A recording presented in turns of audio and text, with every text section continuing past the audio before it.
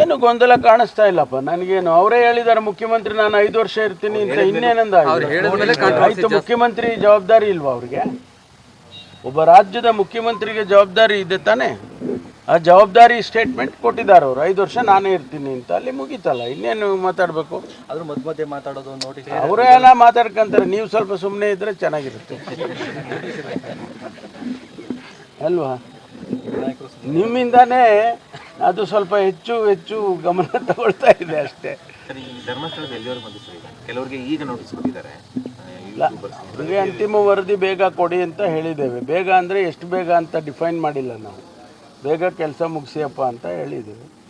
ಅದು ಅವರ ಇನ್ವೆಸ್ಟಿಗೇಷನ್ನಲ್ಲಿ ನಾವು ಹಿಂಗೆ ಮಾಡಿ ಹಾಗೆ ಮಾಡಿ ಹೇಳಕ್ಕೆ ಬರೋದಿಲ್ಲ. ಬೇಗ ಮುಗಿಸ್ಕೊಡಿ ಅಂತ ಹೇಳಿದ್ದೇವೆ.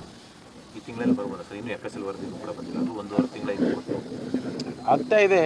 ನಾವು ಅನಾಲಿಸಿಸ್ಸು ಒಂದಷ್ಟು ಈಗ DNA ಮಾಡಬೇಕು, ಅಥವಾ ಒಂದಷ್ಟು ಕೆಮಿಕಲ್ ಅನಾಲಿಸಿಸ್ ಮಾಡಬೇಕು, ಅಥವಾ ಬೇರೆ ಬೇರೆ ಅನಾಲಿಸಿಸ್ಸು ಅವೆಲ್ಲ ಮಾಡುವಾಗ ಒಂದಷ್ಟು ಸಮಯ ಹಿಡಿಯುತ್ತೆ.